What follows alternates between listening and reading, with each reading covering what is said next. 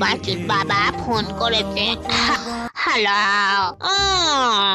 আমার জন্য না একটা ক্যাডবেরি আনবে, আর আগের দিনের মতো একটা গোলাপ নিয়ে আসবে। গোলাপের গন্ধ আমার খুব ভালো লাগে, আর আমি পার্কে বসে পেরে পড়বো। হ্যাঁ, এখানে কি করছো? যাও গিয়ে কাজ করো। আজ থেকে আপনি আমার কথা মতো চলবেন। কেন? তুমি নাটের গুড়ি হয়ে গেছে?